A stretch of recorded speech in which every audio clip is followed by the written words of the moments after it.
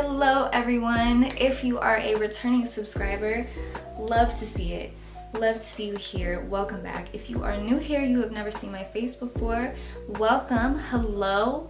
Nice to meet you. My name is Isabel, and on this channel, we talk about everything from spirituality, self-development, relationships, shadow work, and so much more. So if that is something that interests you, feel free to subscribe.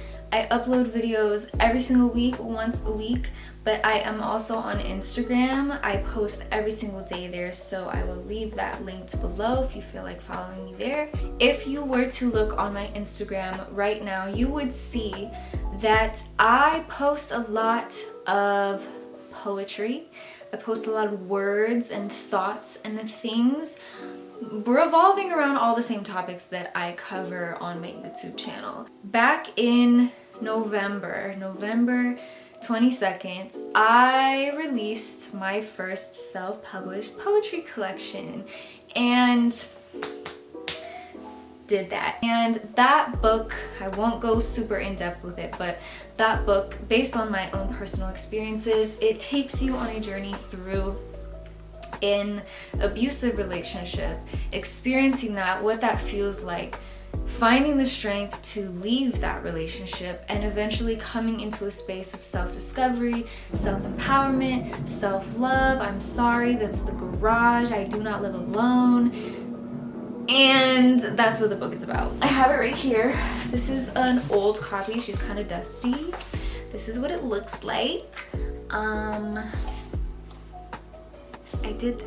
So if that's something that interests you, whether you like poetry or you just want to take yourself on an emotional journey, I will leave it below. It is available through my website. Something that I did back in 2019, before I had completed the book, it was almost done, I was having a conversation with a friend and I was telling her about this book, and she made the point, because I was like, I want this to reach people. I want the message behind it to reach people. And she made the point that not everyone is into poetry, and that's okay. That's all right. So because of that, how can you make your message more accessible? And that was when the idea for a podcast or a YouTube channel came up. I ended up doing YouTube. I might do a podcast one day, but I was like, either a podcast or YouTube, because I can speak on certain topics in depth. What I did was I went through my book. For every single piece, I made a list, a note of all of these topics, like what within this poem, what is the hidden message, or maybe the not so hidden message? What am I trying to say? What am I trying to convey? What am I trying to get across? And I made a list of all of these things that I could use as prompts for YouTube videos or podcast episodes. But what I wanted to do today was I wanted to actually read you a poem from my book. It's a short piece. And use that as a catalyst for the topic, the conversation that I want to have today. So, after that long-winded explanation, we're gonna get right into it. I need to bring my energy way down.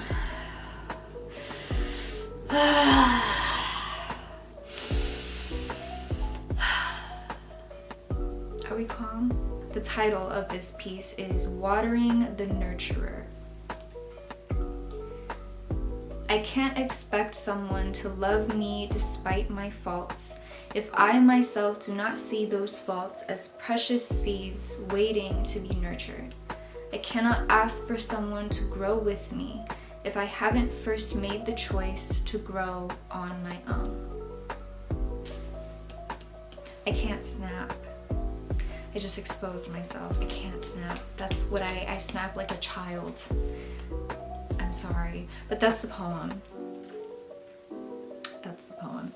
What I am not saying is, let me just get this disclaimer out of the way. What I am not saying is no one will love you unless you love yourself. That is not what I am saying. What I am saying, rather, is that even if someone comes your way and does love you fully, if you do not see yourself as worthy of love, as worthy of care and affection and nurturing, you will not be able to graciously and open-heartedly be able to receive, to accept, to trust that love from someone else. This is something that took me a while to learn.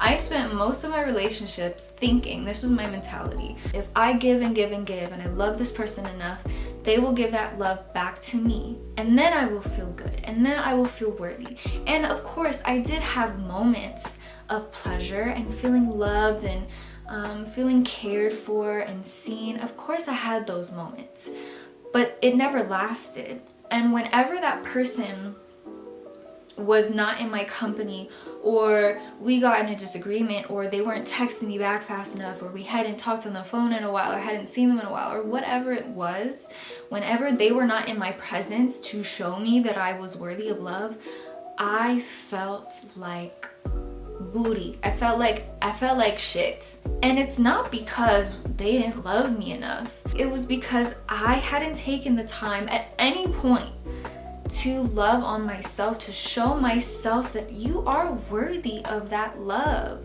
Whether it's in your face 24/7 or not, you are worthy of that. The key word here is nurture, watering the nurture, the poem. We need to make sure that we nurture ourselves. Now, maybe I'm being nitpicky with words, but it's kind of my job.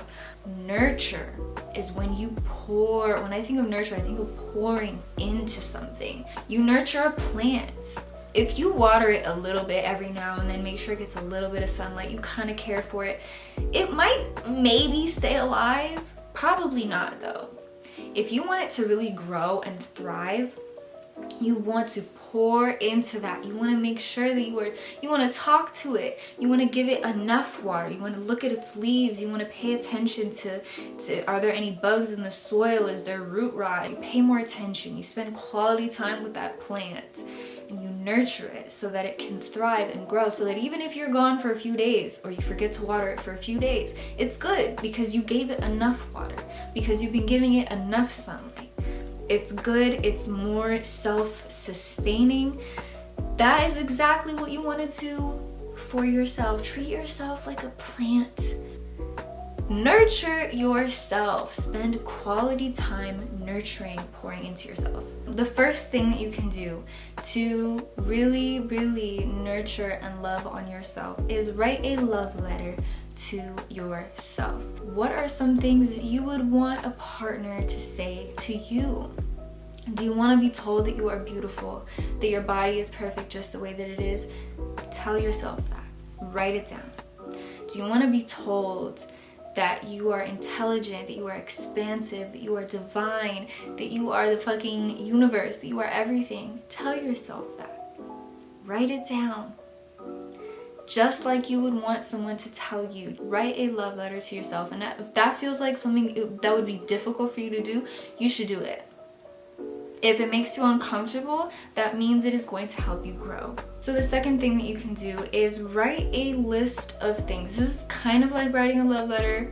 It's not as in depth. Write a list of things that you like or love about yourself. You might only have one or two things on that list that you are actually comfortable or confident in yourself. You might only have one or two things, and that is okay.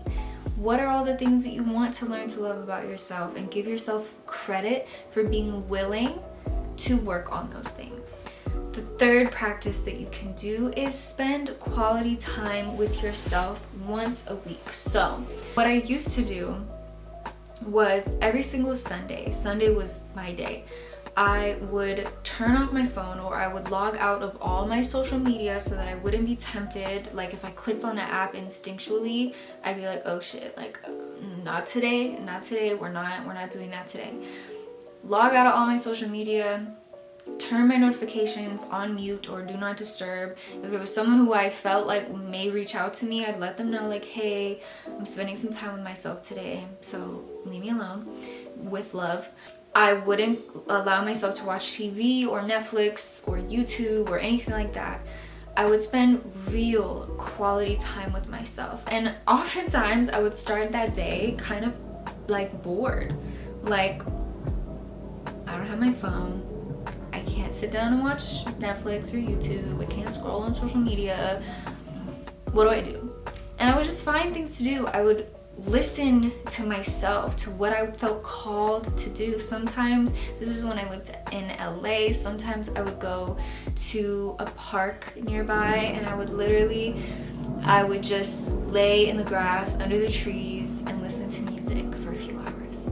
You can do that in your bed. Do something like that. Paint, draw, read a book, take a bath, take a long shower, exfoliate your entire body, wash your hair, do whatever you feel called to do. When you force yourself to sit in a space where you don't have distractions of the outside world, external anything, you learn about yourself. You are spending quality time with yourself. Just like if you went on to dinner with someone, a friend, or whatever, a partner, you would want to spend, I would hope, you would want to spend real quality time with them, right? So that's what you should do for yourself. One day a week. I think you can manage that. I think you can. The fourth thing is to create good habits. Write out what are some habits that you keep saying, oh, I want to do this for myself, I want to do this, I want to do this, that you just keep putting off. Write out whatever those things are. Maybe it's exercise 20 minutes a day. Maybe it's exercise for an hour 3 days a week. Maybe it is go to sleep earlier. Maybe it is eat one healthy meal a day. Maybe whatever it is. Read a book. Read 10 pages a day, 10 minutes a day. I don't know your life. I don't know what you care about. Whatever those habits are that you want to embody, write them down. Doesn't have to be too many. Don't overwhelm yourself with too many things. Focus on maybe 3 that are super, super important to you. And I want you to write out for each of those habits what your why. Why is that important to you? Why is that valuable to you? And how is that going to benefit you and your life in the long run? And then what I want you to do is hold yourself accountable. Set alarms, set reminders in your calendar to remember to work out, to remember, set a timer an hour before you have to go to bed so that you remember, okay, now is the time to like wind down. I can finish this work tomorrow. I can finish this episode tomorrow, I can finish this book tomorrow, whatever. So that you can start to wind down and go to sleep early. Make sure that you are holding yourself accountable. If you need to, have an accountability partner. Let someone know, one person know that, hey, this is something that I'm doing because it's important to me. I'm letting you know, hold me accountable. Have them check in on you maybe once a day. And this doesn't mean, I know I said, Isabel, we're learning how to love ourselves on our own. This doesn't mean that you become reliant on this person, that you are depending now on them. You still have to make the decision. They could check up on you every 5 minutes. That doesn't mean that you're gonna do what you said you were gonna do, okay? So it does help to have an accountability partner, but they are not gonna do the work for you. You have to do it for yourself. Every single time you say you're gonna show up for yourself, you say you're gonna do something for yourself, and then you do it, you build self-trust. This is how you nurture yourself long term on the daily. So that is all I have for you guys today. If you enjoyed this video, please leave a like, a comment, let me know. Take care of yourself, drink some water, get some rest, do whatever you gotta do to feel good about yourself. And I will see you next week in the next video with a different hair color and different energy, okay? Love you.